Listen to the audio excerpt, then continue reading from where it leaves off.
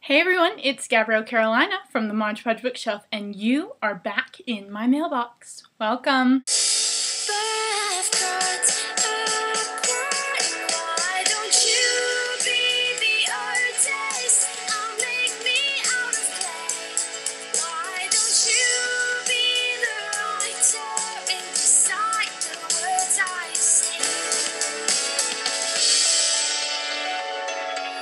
Okay, so this week the bookshelves have been completed. They're beautiful and straight and wonderful, and now we're going to add to them.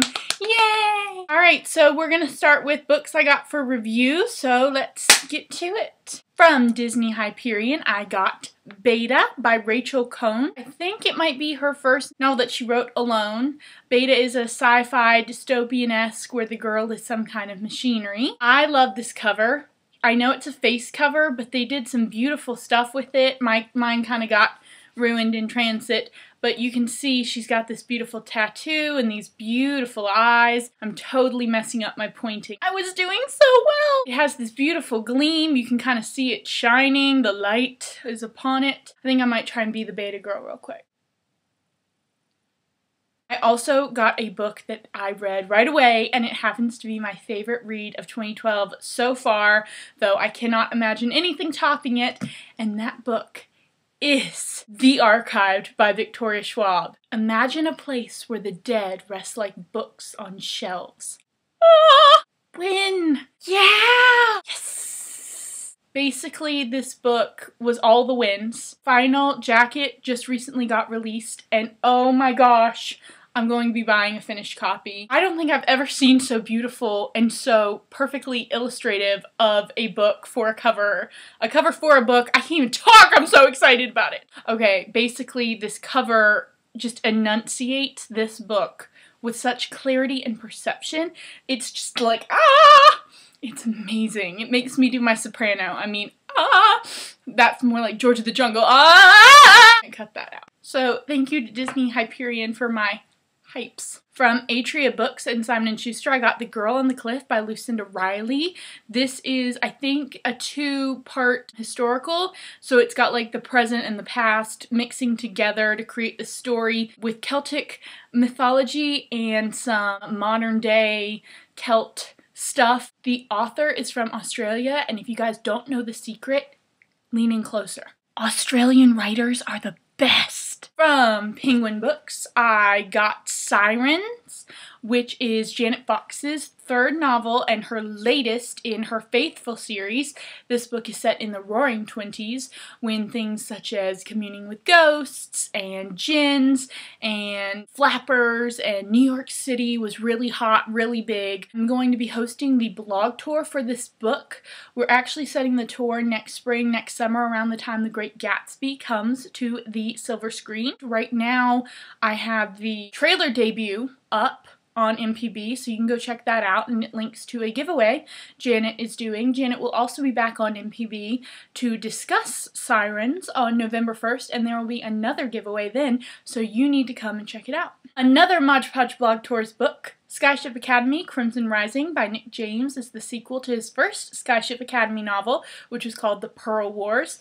This is a book about two brothers, a sci-fi world in which energy is collected in pearls, mysterious pearls, may I add, that we don't know what exactly they are. Thank you to Nick for being my second guinea pig. Kat Rosenfeld was the first, and eventually I'll get this tour thing under wraps, but until then, I am really glad that you guys volunteered to suffer through the ins and outs. The third book in the Labyrinth series by Pearl North showed up. It's called The Book of Night. All I know about the series, I haven't started it, I now have all 3 books. Thank you so much to Tor Teen for sending them all along so I could catch up on the series that I'm not sure how I missed it to begin with. It's about a girl in a high fantasy kingdom who's like the librarian, but it's a labyrinth, so it's the labyrinth. And some great mysteries happen in there. The first book is Labyrinth, and the second book is The Boy from Ilses, and this is the third book, which releases very soon. Two recent releases from Little Brown Books include Fathomless by Jackson Pierce, which is the third in her Twisted Fairy Tale series, started with Sisters Red and Sweetly. Fathomless is a retelling of The Little Mermaid, not the Disney version, mind you. This retelling is based in the original by Hans Christian Andersen, where the poor little mermaid becomes foam upon the waves, and that's how the story ends, so I can't wait to begin this one. Possibly one of the most buzzed about books of 2012 is The Diviners by Libba Bray. This is her 1920s series. There's a big 1920s craze sweeping through YA right now, and I am jazzed for it. Now, from Harper, I got 5 copies of the following book, which I'll be giving away, and that book is Survivors, The Empty City by Erin Hunter. Thanks, Harper. Now, should we do books I bought, should we do books I traded for, or books I won? We'll do books I traded for, as that's the next biggest pile. Prodigy by Marie Lu, which is the sequel to her debut last year, Legend. This is a dystopian novel about June and Day, two star-crossed lovers within this post-apocalyptic kind of, well, it's not exactly post-apocalyptic, but the society has apocalypse. There's a virus that's spreading, and there's a resistance, and there's a whole new brand of military. And so I'm really excited to read it, because if you guys also read Legend, kind of ended on an upper where things were happening, so you kind of want to figure out what happens next. One of the middle grade novels I am most looking forward to, one of my favorite covers of the year, and I've started a little bit of it, some of my favorite prose of the year, is Summer and Bird. I love her name, Cat Catmull. I mean, it's like hilarious. Catherine Catmull. Cat. Kitty Cat. I wonder if she gets called Kitty Cat. I would bet she got called Kitty Cat growing up. It is a urban fantasy-esque kind of novel. It has a lot of classic fairy tale feel to it. There's something about a swan queen. The narrator is omnipresent, which I love, and kind of ghosts around what's happening, very lightly brushing things. And it's just really beautiful to kind of watch this world from that vantage point, because you really feel like you're seeing it, and at the same time you know you're not getting the full story, and that's just something I love. So I cannot wait to read this middle grade debut. The Edge of Nowhere may be Elizabeth George's YA debut, although I think that all her novels are perfect for fans of historical fiction in YA. I've read a bunch of Elizabeth George, and I love her. So I cannot wait to read The Edge of Nowhere, which is, again, historical fiction, although I think it's a little more contemporary in the timing. I think it happens in America, kind of more in the 1800s, I want to say. I traded for Keeper of the Lost Cities by Shannon Messenger, which I also recently read because I'm a part of Shannon's blog tour, and I loved it. It was fabulous. It was fun. This would have been like, this book made me want to be 10 or 12 again. The age range for this book is perfect. I can't imagine any 8 to 12-year-old picking this up, reading it, and not just thinking this is the coolest. It was really cool. I cannot wait for the sequel, and I am Team Keith. By the way, Sophie is 12 years old and has a lot of boys interested in her, and just, I can't decide if good on her or if I'd fret if she were my child, but either way, Sophie Foster, boy magnet. I don't remember being 12 and having all those boys like me. I think one boy liked me. Two boys liked me. 3. 4. Oh, crap. Books I bought? Okay. I bought The Mountain of Spices by Hannah Hernon. This is the sequel to Hind's Feet on High Places, which is one of my absolute favorite novels. It kind of has a devotional feel. I'm really excited to read this. I have read Hind's Feet for High Places so many times without understanding that there was another book, so yay! A couple gluten-free books. I got Gluten-Free Guide to Fast Food Restaurants by Adam Bryan, the Gluten-Free Grocery Shopping Guide 2012-2013 edition, and I also got the Essential Gluten-Free Grocery Shopping Guide, and this is the 4th edition by Triumph Dining. I also finally bought this book, Insurgent by Veronica Roth. What is wrong with me that I haven't bought it till now? I think part of me is like, I can't read book 2 and book 3 not beyond the horizon. Because I just like, what happened? I'm gonna wanna know! Okay, we're good. We're good. So I bought it, so that's step 1. And then, you know, cracking the spine, step 2. And then actually reading it and finishing it will be steps 3 and 4, and then hopefully step 5 is buying the 3rd book.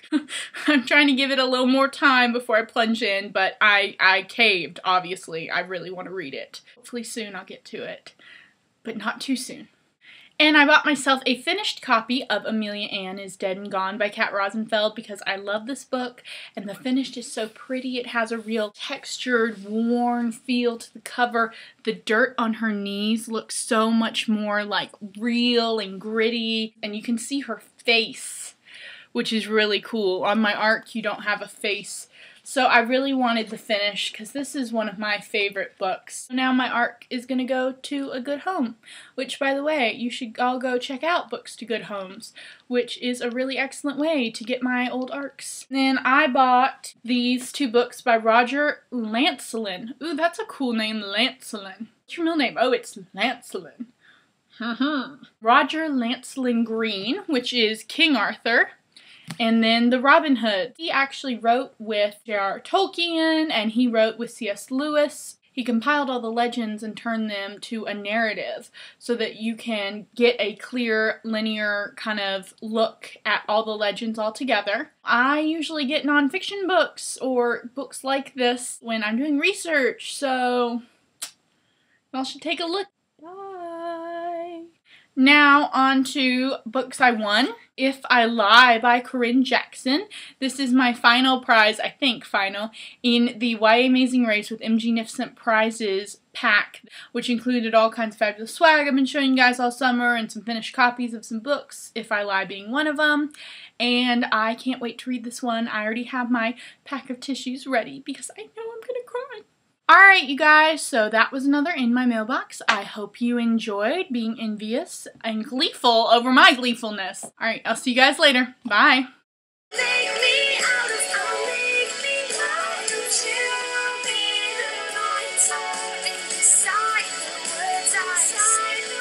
So, you have got to read The Archived by Victoria Schwab. This is big MPB recommendation. If you tend to like the books I like, get this one. Get this one. This book, oh my gosh, I'm going to cut most of this out because I'm just rambling, but it's just perfect. It's just perfect. Okay? Okay. You know, it's just getting used to it. I'm just babbling. Babbling. Babbling Brooks. Babbling Brooks. I'm off my meds. Okay, I'm back on them. It is really heartening and heart-strengthening, which heartening I think also means heart-strengthening, so that was a little redundant, and now we're repetitive and redundant and repetitive and redundant and redundant and repetitive and redundant. Okay, we're done. We're done. We're done. We're done. We're done. Okay, no, we're really done.